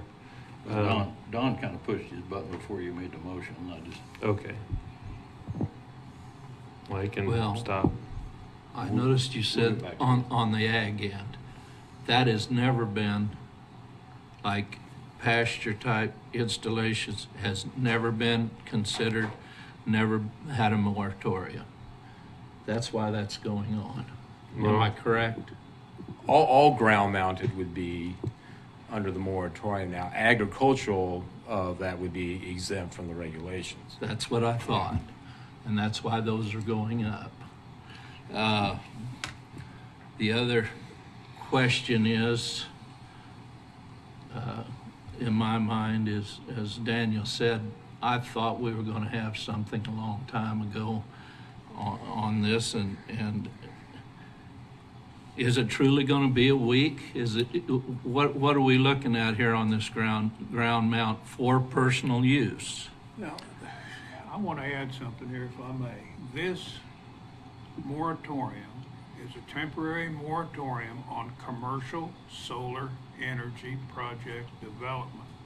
Hasn't got anything to do with ground mounts for local use, does it? Yeah. I mean, it's commercial. It's a total ban, right? We debated it, but yeah, in the end, we currently we don't have the moratorium on the ground mount because they're working on the regs for that. I mean, I got 2 calls, and both of them said the solar installers have never heard of something like this ever, and they don't understand it. Like they've placed the order, they go to look at the regs, and they're like, we can't do this. Daniel, I'll go ahead and second your motions that way. Okay, Any discussion on a motion? I was just going by what I'm looking at right here, because it's only on commercial solar energy projects on the above. You got to look at the original moratorium. There's a little carve out. Unfortunately, because the moratorium has just gone on, it's the paper, it's getting convoluted. It really is. Yeah, because we've done extensions and removed things. So The moratorium is basically everything in the zoned and unzoned areas except for small scale solar that you have regulations on. So everything else right now is under the moratorium. Small scale solar in the zone. Yes. Everything else is. And we have they're in process right now of this morning, getting dates set up to go out in the county. And so for that reason, until we get that information back, I would have problems with that. But I think some way, if they ought to be able to do the small, but I think my intention is this was all commercial solar energy project development. There's this, I mean, it's hard to track, but there's like a spectrum. There's residential and small commercial that's integrated into the meter, like, and then there's small scale utility, which we permitted, and then there's large scale utility, which sounds like we're going to ban.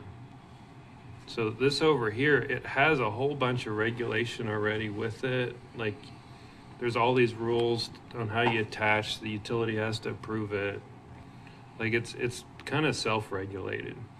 I understand, like, placement could be a concern, but yeah. Real quickly, Don, if we lift that in the moratorium, just make it cover small scale commercial, and allow residential to do it, it's unzoned anyway, so they can do what they want, correct? So the reason there's a moratorium on private ground mounted, we discussed this from the very beginning. Do you even want to regulate it? And you said yes, you want to see setbacks. So those regulations had to be created, and then there's a public hearing on that on July 29th. If you hadn't wanted the regulations and wanted these setbacks, then they would have been allowed. So that's what's taken so long, and that's why there's a moratorium, because you wanted regulations. It took time to make the regulations, and now, 20-day notice and everything for public hearing. But that only applies in the zone, correct? That was for the total ban's in the end zone, but that only applies in the zone. Am I correct? True. Right. I mean, some of us wanted to do this. The majority of you that's had true. us do that. The commission did. Here's what I'm proposing with this motion: is it's lifted. It lets people, make reasonable installations. That doesn't stop what the planning commission's doing. We can adopt or change what they do. It just lifts the bottleneck of ground mount, private ground mount installations that are just waiting indefinitely, and then they don't have any pressure on them. They can get it back to us when they want. It's not like there's 100 ground mount systems that are going to be placed in.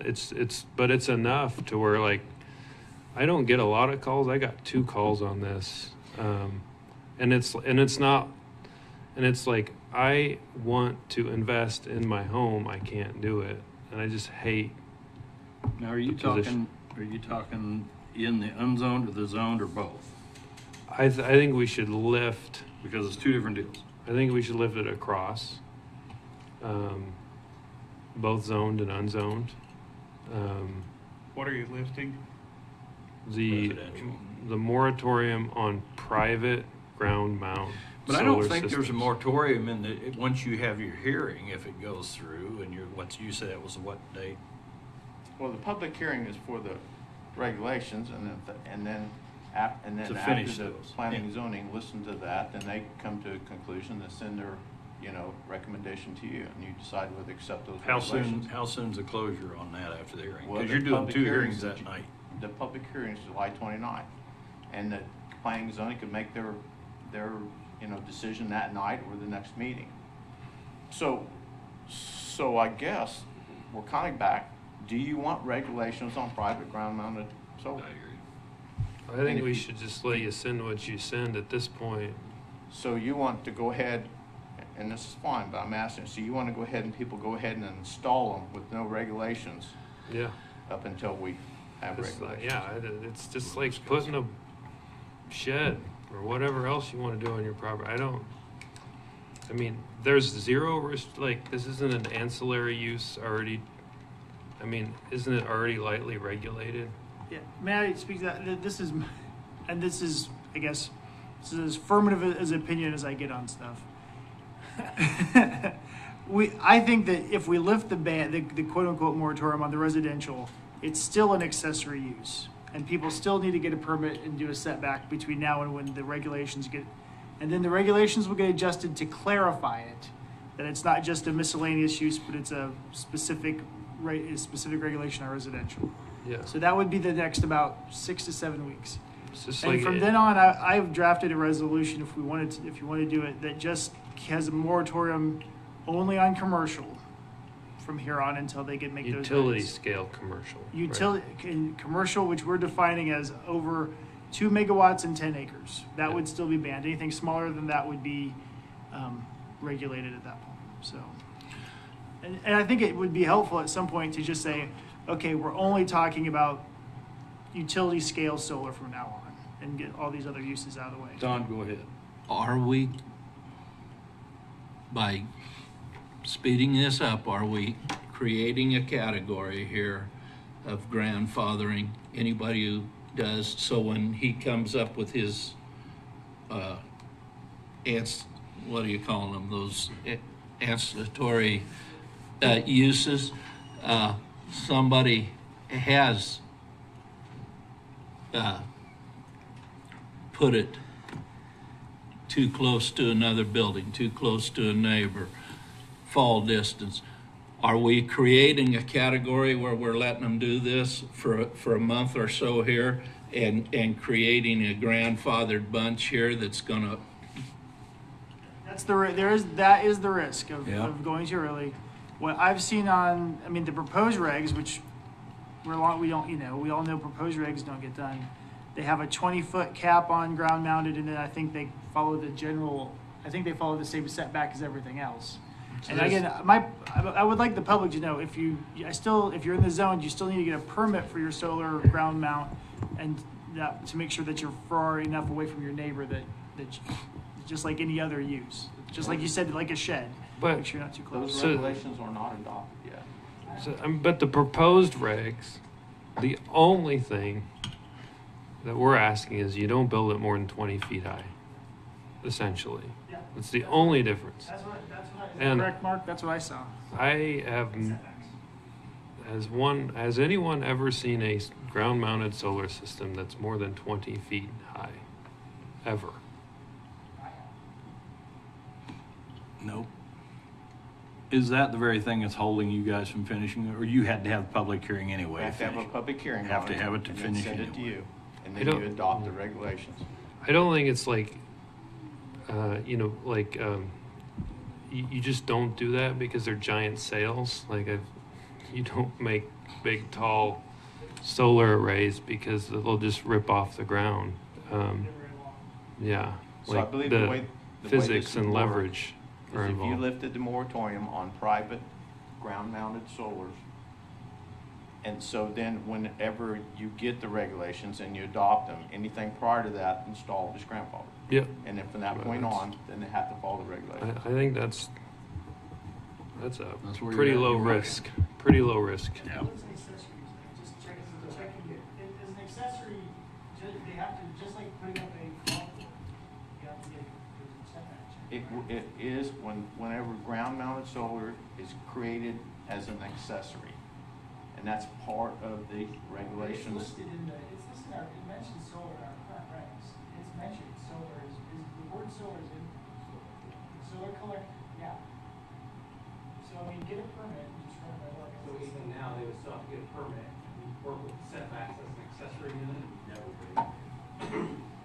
Yeah, but I'm saying, but it's in our regs, it's written in our regs now, and I'm asking your department to take that position for the next 6 months. Okay.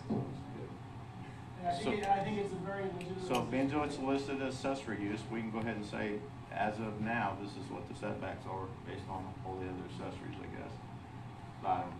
That seems reasonable. That's a reasonable regulation. But by doing this motion, as you stated, are we lifting it on commercial? No, utilities? that's not my motion is. Okay, I just want to clarify. Ground mount, private solar systems that are, there's kind of 3 categories. We have Randy, did you show, I emailed you. What? Really, what all that's left is there's a moratorium on commercial scale. Why don't you just That's extend all. the moratorium with the exemption of the ground-mounted residential? The motion is to strike language in the moratorium associated with private ground mount solar systems. Sandra, can you read back the motion as you wrote it down? Cindy, I'm sorry. I wrote it down as a motion to instruct the county to revise extension ground mount from the private individuals. I'll revise that for you. So the motion is to strike language in the well, I take that back, because to include in the amendment to our moratorium to strike language in the moratorium associated with private ground mount solar systems. Is that clear to you, Patrick? It is. I think what the flip side, the other way to think of it is commercial only. The moratorium's on commercial. Everything else is okay. Right. I mean, and I chatted with Patrick just a little bit because I gave him a heads up we might be talking. I mean, we talked about maybe just letting this expire and then just doing a brand new one that's just, and then everybody knows what's going on. In my mind, it's almost easier to just, a moratorium is, it's just a moratorium on one thing, and that's commercial scale solar. Okay, let me revise my motion, see if I get a second on the revision. I want to amend my own motion as follows, that to permit the existing moratorium to expire and instruct county staff.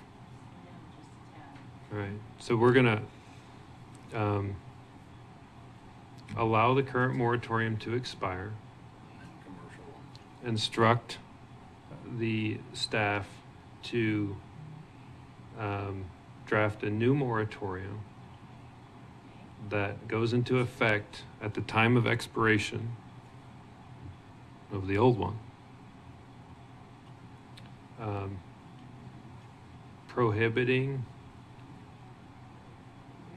commercial, utility grade commercial systems in excess of 2 megawatts and 10 acres. How's that sound? That's clean. That resets the slate. Everybody's gonna understand that. You got a second? What? Yeah. What? That's fine.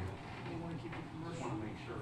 You want to keep the commercial moratorium in the unzoned. I think we just extend whatever we had, which is both zoned and unzoned, right? Point of order, when does the current one expire? July 30th.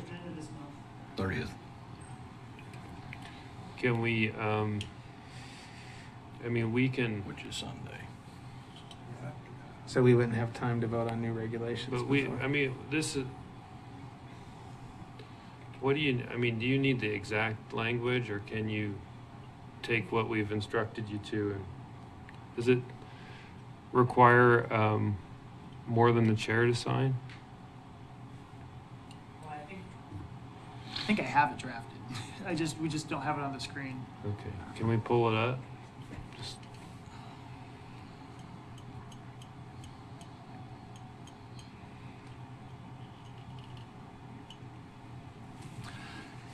And this would still move you forward in the other direction for zone, though, at the 29th of July. I don't think it stops anything you're doing. No, but you're also mentioned lifting the moratorium on limited scale in the unzoned part of the county too. So are you wanting to do that? That wasn't my motion. Okay, so there's large scale commercial and limited scale commercial. Yep. Can we pull it up on the screen? Just knock it out.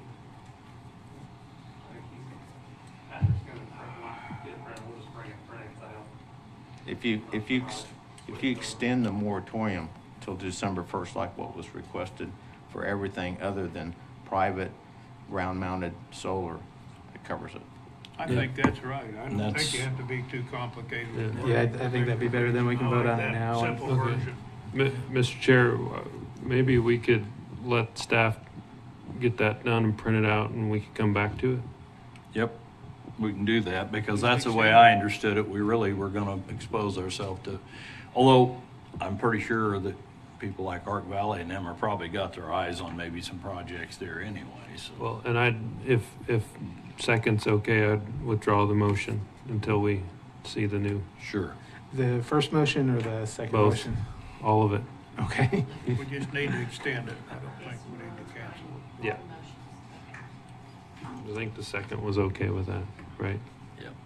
Yeah, although I think the first motion was what we needed to do. Okay. All right, well, if we're moving on, while he's pulling that up, you wanna do monthly reports? And we'll come back. In my report, the monthly department reports are on here for the district attorney, emergency management, health department, human resources, public works, solid waste, treasurer, and youth services. Any questions on anything in their reports? Okay.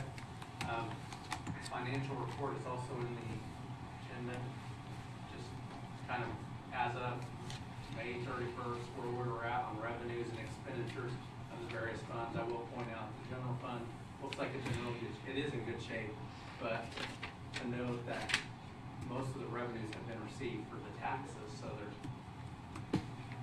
Thank you. I forgot to put the. Oh, you could do that all over again. Commissioner Weitzel told me not to. I can hear from here. His body Not language, about he told me as far no. as anybody. I would like for the record to say that I did not indicate that. Just the financial report as of May 31st. This was in the packet. I didn't really have anything to point out other than, again, the general fund taxes, being the property taxes, most of that has been received for the year. The rest is motor vehicle as we finish the year. So that's why it shows such a high collection year to date. It comes at the beginning of the year, and again, interest rates are a lot higher now than when we did the budget and what we were expecting. So we're in good shape right now. Any questions on the financial reports?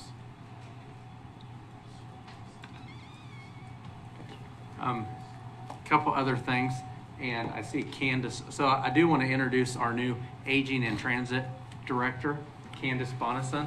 So Candace, if you want to, yes. This is Candace. She just started Monday, so she's now over there. Barbara left Monday, and now Candace is the director. So I don't know if you want to tell them anything about yourself or just. Yeah. Typically, new directors spend about 30 minutes informing. Yeah. I was getting ready to do that to her, but I didn't.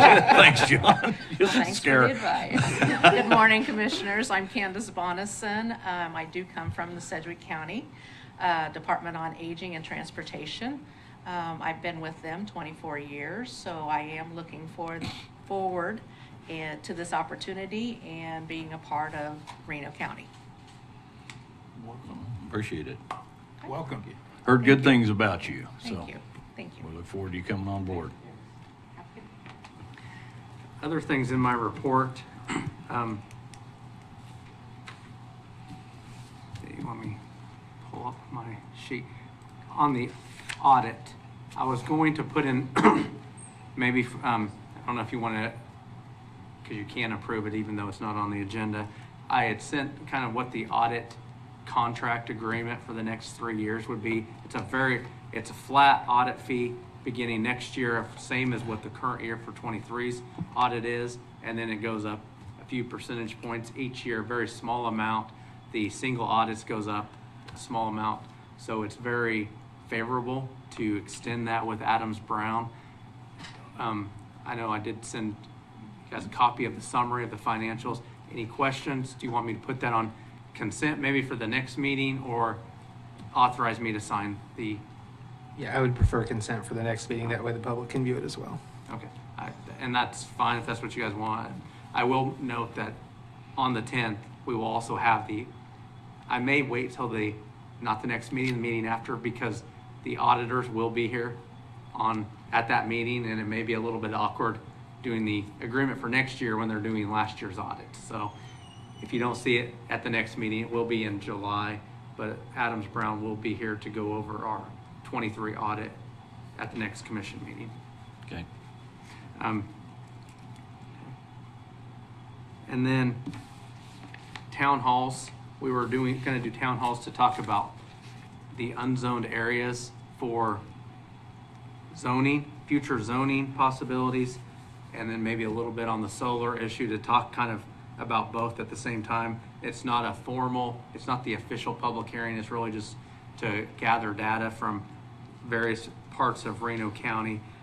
Jubilee and Patrick's office has it set up right now to be in Nickerson at the Nickerson Community Center on July 8th at 6:30 p.m. And then we're looking, it's pending, but then the next night, July 9th in Pretty Prairie, down at maybe a school district or school down in Pretty Prairie. And then we'll work with the city of Arlington at their building, July 16th at 6:30 p.m. That's, the full commission does not need to be there. We will put a notice out to let them know in case that there may be a majority, but it would be recommended for at least Commissioner Hurst and Commissioner Parks, since that's kind of some of their areas, to definitely be at those meetings. Do those dates work? That's kind of what we have scheduled now, and I'll ask Mark and Don to be at those, but if You those are state gonna those work. dates again. July 8th in Nickerson at 6:30.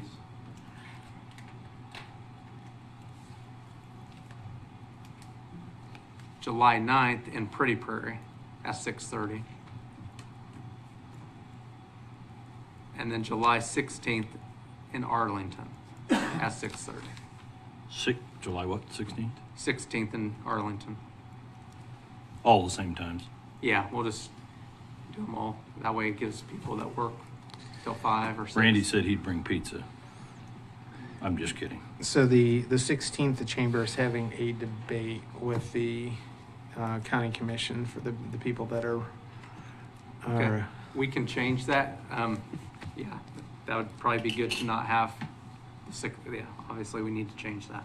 I'll get with Jubilee. It'll be with the, I don't know if the 15th would work, or it's the 15th on a Monday. What was that on 16th? The chamber of what? Yeah, for the people that are running this year on the commission. That's right, they changed that because they were back to back. I seen that. And normally the first, never mind, first Monday's council meetings, and so the 8th would be the second one. That'd be fine. We were doing them back to back. That didn't work out. 2 nights. Well, that for Nickerson and Pretty Prairie, we did that on the that week, but we were trying to stay away from Wednesday meetings, and then Fridays, of course. Thursdays, we hadn't talked about Thursdays. Tuesday? We were trying to do Mondays and Tuesdays. We can move it to later in the month of July if you want. Yeah, I'd like to get it done sooner, can't we? I mean, what's before that? Can we? Is that cramming too much? If we did it next week, we wouldn't have time to put it in the newspaper. That's true. It's lack of notification to the public. That's true. That's the only concern about next week. Yeah, we need to. Are we going to get it to Hutch Post and all those other places? We'll put it in social media and the Nenaskaw And then paper. they'll put it on radio. John already committed to that and told me he would. So if we need to get it out on the airways too. This is just a feedback meeting. Yes, town hall, just to kind of talk. The hope would be for Mark to kind of explain, and Don explain what planning is for the unzoned areas, what that would mean. And then we'll talk about solar, because right now with the moratorium or regulations, they could. Well, we may be revisit protected. when, because there's some of them out there want it. And Right. if Mass come out and say they want it, we may revisit that because. Yeah, I think the They can first have- focus is they can have zoning. when. Do we want zoning countywide? Yeah. And what that means Can they? and how it That works moratorium. with Reno County, and then have a discussion of solar and maybe wind. Don't you do this all over again when you Okay. do the actual hearings? Have to go through the CUP process. Right. Okay. For, well, I don't know, Mark and Don, if we were to do a ban countywide, in the unzoned areas to ban solar, you would have to go to public hearing. They would have public hearings, yes. Be the same This thing, is- whole process over, Well, pretty much. at the planning commission level. Right. This is really for the county commission to know whether you guys want to push this any further or just drop it on zoning, and to have a understanding before it gets to the planning That commission. was my contention, was that we continue to overlay the zoning with the unzoned, and a faction of people wanting to do that, and they don't have a say in that part of the county. And so those folks need to have their voice heard if they want to be zoned, so they can have that overlaid, or whether they want to stay unzoned, and the reasons to do it or not do it. We need to disseminate that information to them, see if we can move forward one way or the other. If they don't want to be zoned, then they can just, in my opinion, they can just do whatever they got to do. We'll leave it completely alone. But that would be my one opinion. Doesn't count for the board. I know I appear to be in the minority, but like I'm not really in favor of regulating the unzoned areas to begin with. But I'm not either. Like we're elected to speak for these people. There's a process in order for them to provide public comment. Getting advice, just getting a public meeting to get advice on decision making, it's like we could do that on any decision. Like I just think we're elected to make the decisions. There's a process. If the majority of us want to regulate, let's vote on it, and then we'll let those guys do what they do, and they'll run a big old process and get all kinds of public comment, and then we can make the final decision. I think this like ad hoc public meeting is the cart before the horse. But Well, and I think the original intention, if I'm not mistaken, I mean, this was a little while ago, was for the kind of the commissioners to set up something in their own district to get feedback from their own constituents. that's what I remember. It's just like a little town hall, a little coffee.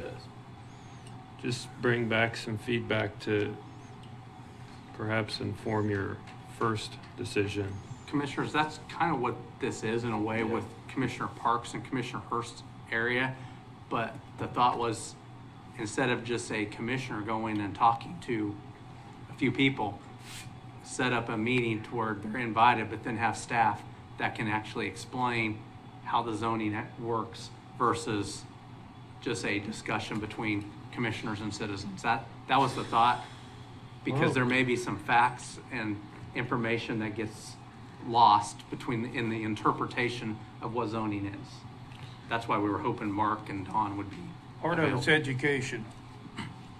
Right. Giving knowledge out to the people so that they can they can fully understand the pros and cons of the way they see it. Well, can we just let the commissioners in the district have? I mean, I don't know if I want to go. I don't want to disrespect the public, but I'm already a no on this. And if the rest of the commission wants to light off new regulation, that's fine. But I want to hear the public comment through the process. But I'm not in favor of starting new regulations. Well, I don't know the point of this is regulations. My point with it is I want them to understand whether they're going to be zoned or unzoned, what the reason to be zoned is or unzoned.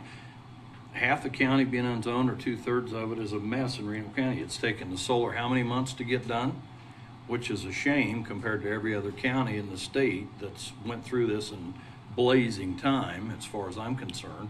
Terribly hard on our planning director and the board to try to put up with our decisions back and forth. And I want to get a clear-cut picture in the unzone, personally, myself, with many people that can come in and weigh in on it. They may buy into zoning and we can overlay it. I just think people aren't going to take it seriously till we make a decision, And we may make that motion. They're not going to come out of the woodwork until you actually say we're going to regulate the unzoned areas of the county and we're going to run a process. Then they'll come. Would it be appropriate to maybe do a straw poll to see where the commissions are now? Because I'm with Fraser. I don't think we should zone the unzoned portions. And if there's not any appetite to do it unless we get feedback from our constituents, then. I think part of that is, well, at least for a couple of the commissioners to find out if their constituents have that interest and educate them what it is before they, because I mean, I can't speak for the commissioners. I'm just from staff, what I understood is they wanted this feedback before bringing it to the rest of the commission for a motion. My constituents are all zoned already, so I'm like out on this. So are mine. You guys go figure out what you want to do with your constituents, and Commissioner Bogner, you pushed your button. sorry. I'm on the edge here, you know. The line isn't far, but a lot of my constituents have properties in the unzoned areas and might want to have a say, or at least attend these meetings to make their voice heard. I remember the same thing happening in my area when it was unzoned. They had meetings like this because there were a group of people who wanted zoning, and they wanted it explained to try to get their point across to their neighbors. I don't see a problem with it. It gets the discussion started, and it gives us information. Like I said, I'm on the edge there. I've had calls both ways, Daniel. And, you know, I don't think it's going to hurt anything to listen, or as an educational tool, explain some of the problems that come with having a divided county on various issues, and then let the people voice their opinion and go from there. Thank you, Mr. Bogner. Do we have that deal yet, Patrick? Well, yeah, we almost do, but we have an executive session too. Yeah. Do you want to do that first? Well, I still have one other thing I'm going to report. I actually had a long list today. Okay, sorry. My other item is for the 25 budget. We would need to, on July 10th, the next scheduled commission meeting, set the maximum budget, or give the county clerk kind of notice of intent to either exceed R&R or to not exceed R&R. And I know and that's kind of when I was going to present the budget. I've let you know that we can get a flat mill levy. There can be other versions that can be discussed, but I will be recommending a flat mill levy at that point to at least start the maximum, which would give us time, give the commission time to reduce it more if you want to. Because if you don't give that intent on July 10th, we'd either have to have a special meeting the week after, or the other thought was to have a meeting next week to go over the scenarios in a little bit more detail. Because I wasn't ready today to have that presented, well, last week, to put in the agenda packet. I have an idea of where the budget with a flat mill levy, what it would take to do an R&R, which would be very hurtful, I think, to the future of the county's budgets, or somewhere in between. So do we have a number on what flat mill levy, what percentage of tax increase that would be?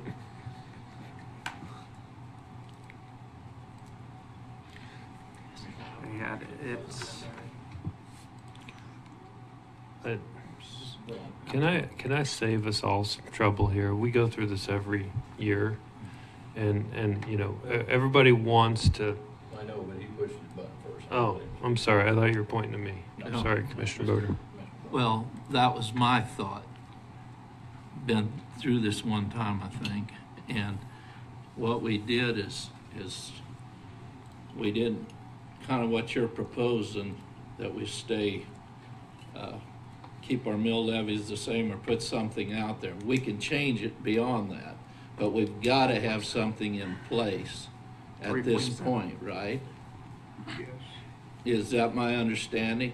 So, because we can still go to a revenue neutral. Yes. But I think last year what we did is we placed it high enough so that when we got the true numbers, we could go to revenue neutral. We could go to one of these other alternatives, but we got to have something right now.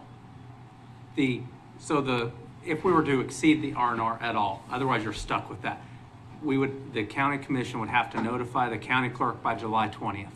The last meeting scheduled right now is July 10th. That's why that would be the date. And then you would have a public hearing on the R&R and the budget between August 20th and September 20th. But in between then, you would have time to possibly reduce it. Once you set that maximum, if it's above the R&R, that is sent to the county clerk, and the notifications that are sent out to all residents, that'll be shown what the possible taxes would be. And Commissioner Whitesell had asked the rate increase is 3.7% increase. Holding the mill levy flat is a 3.7% increases in revenues. Mr. Chair. Yes. I'd make the motion to authorize county staff to provide notice of potential exceedance of the R&R as required by state statute, with that not necessarily being the final decision of, or just to clarify the motion, this motion isn't authorizing the staff to set the final number. It's just authorizing staff to notify the public that we could exceed R&R.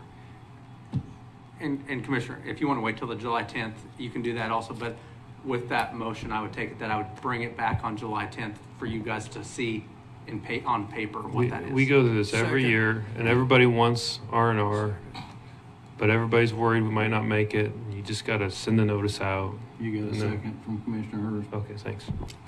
Not him, me. So, and Don, last year we didn't have the revenue neutral hearing because we kept the revenue neutral, right? And so we didn't go through all this last year. So what we're proposing this year under this motion is a 3.7% tax increase. No, we did do the R&R notice last year. We did an R&R notice We last exceeded year. it last year. Yeah. And I don't think we did. We did the year stayed before. under. We made a motion. No, we didn't. And I'm 100% positive on this. We did not exceed the R&R last year. We did not go we through didn't. there. No, I know we did. Right. We But didn't. No, we didn't previously. we didn't schedule a hearing. didn't None of that have was. to. Yeah, none of that was No, done last because year we because didn't we didn't. exceed. Yeah, right. So, But at this point last year, we're doing exactly what Daniel says. It's And- okay. I'm willing to work towards R&R. I think this gives us a little bit of backstop. I got a haircut at noon. Can we vote on this, Mr. Chair? Yes. By July, and then we went back in. It's okay. So the motion was what, To authorize staff to notify public as required by statute of potential R&R increase over R&R. yeah, there needs to be a dollar amount, does there not? For Yeah, there does. It would be You're talking mill levy. the budget, the property tax number would be $26,499,263. That's my motion, wherever you want to plug that. It's a flat rate. That's The mill levy would be 35.762, which is the Flat. same as current years. I think that's a great area to work in between try to get to R&R, but don't increase the mill levy. That every year that's the area we're working in, which is very conservative. Further question? Let's take it to a vote. Cindy? Commissioner Hurst, Yes. Commissioner Friesen, Yes. Mr. Parks, Yes. Commissioner Whitesell, no, Commissioner Bogner. Yes. Okay. Okay, where are we at? And that's all I had for my reports. Hey, my email ain't working, by the way, so can you text that? Shoot, do you want me to email you this, or we can hand this on go back to the solar, or you want? We can go back to the executive solar, session? but before we go to exec, I gotta have, Okay, I'm sorry, I didn't realize your email wasn't working. well, it updated and something's wrong with my phone, so I'll get with him afterwards. Okay, I don't know. I don't know what my brain's doing today. I thought of like 4 different ways to do this moratorium, and then I think I came up with the simplest one last, which is where I should have started a long time ago, and where Commissioner Friesen was going. And that was to take exactly what the commissioners did in April and add to it so that's what's in front of you is exactly what you guys passed in April, except it has a new paragraph number 2 on the back page that clarifies that this moratorium, the moratorium from Resolution 23-41 is ended with regard to residential solar uses, both roof-mounted and ground-mounted, with the understanding that ground-mounted solar is a miscellaneous accessory use under the existing county code. So I believe that just eliminates the residential and extends everything that was already in place until December 1st, which is, I think, where we wanted to go. So, Go ahead. thank you. The number 1 says, okay. That's what we did last time, so that's Yeah. just continuing.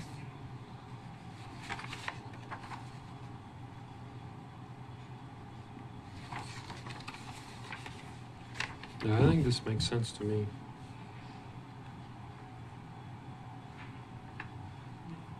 Other than leaving out the whole broader issue of zoning, it just eliminates everything but about solar. Is the only thing left to decide is what they're going to do with, well, I guess that's not true. The Planning Commission will wrap up its residential and then focus on the large scale use, and it will be done. Motion to approve the resolution 2024-17 as presented by staff. Second. Motion by Commissioner Friesen. Do I have a second? I'm Yes, still second. reading. Okay, seconded by Commissioner Weitzel.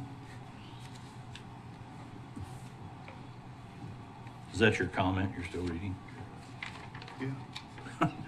Let Any the other man comments? read.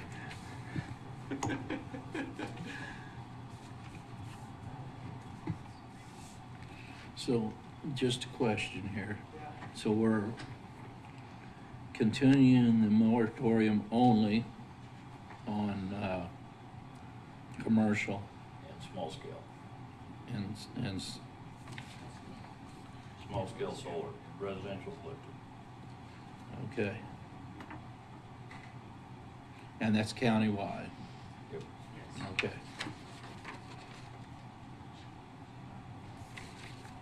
Limited scale in the zone, so that's just like last time. It's just like it was, except we got residential. I'm clear. Questions are on?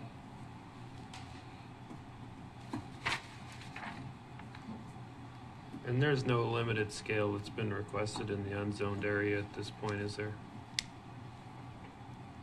Okay. Other comments, questions? Nope. Roll call. Commissioner Hurst, Yes. Commissioner Friesen, Yes. Commissioner Parks, Yes. Commissioner Weitzel, Yes. Commissioner Bogner. Yes. Appreciate commissioners working through that. Thank you.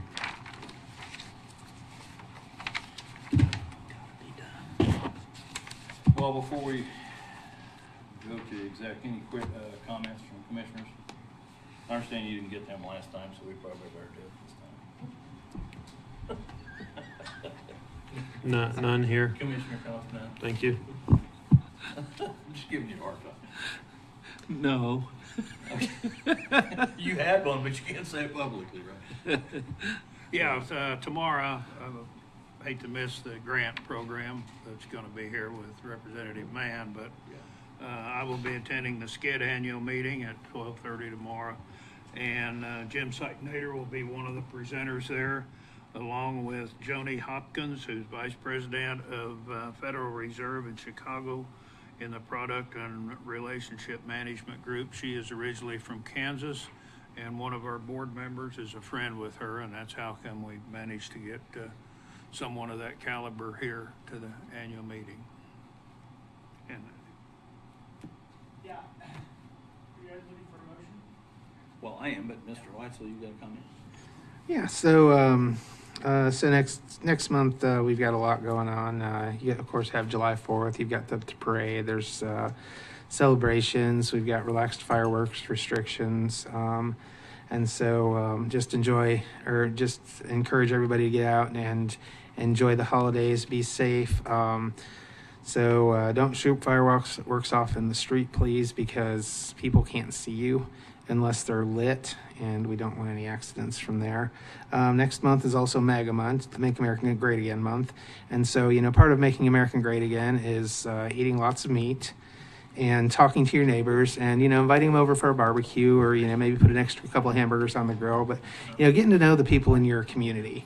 And so, that's so important for building community, is actually getting to know your neighbors and the people that you live next to. So I would encourage everybody to take next month and, go out and meet at least one new person in your neighborhood or one new family. That way we can build an even deeper sense of community than we already have here in Hutchinson, because the more people you know, the more you belong. So that's all By I've the got. way, this is the 248th anniversary of the United States of America. What was it like in the beginning? I'm Anyway, not quite that old, Randy. Commissioner Bogner had a comment. Yeah, I want to follow up on John's comments. Just because, don't buy your fireworks and bring them out and shoot them off in our roads. There's an extreme fire danger right now. We've got all this wheat stubble that's hasn't had time to be worked. Much of it in today's farming practices will never be worked. That fire danger will remain most of the summer. We've had a few problems with that in the past. I know I've looked out my window and saw people lighting fireworks right next to in my driveway, right next to my stubble field. Shoot them where you buy them. Don't bring your problems to us. We've had some problems during the wheat harvest that I don't know whether law enforcement and our people want talked about, but there has been a few fire problems that should have never occurred.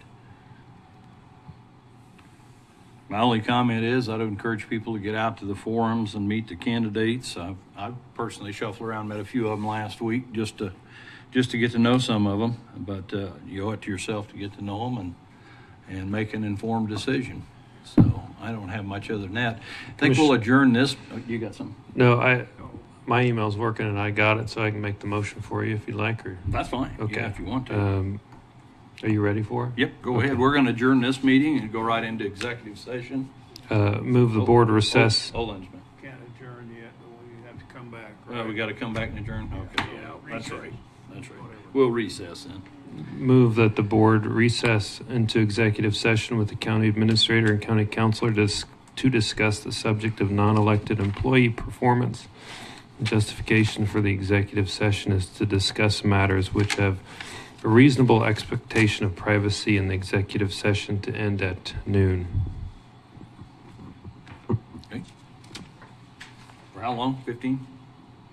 End at noon. Till noon. Okay. We doing it here or we move it? Second and do a roll call there, Commissioner. Do we got I need a second and a roll need call. a second? Second. John, or Ron? Roll call. Yes. Commissioner Hurst? He said yes. Okay, Friesen? Yes. Parks? Yes? Weitzel? Yes. Bogner? All right. We're recessed.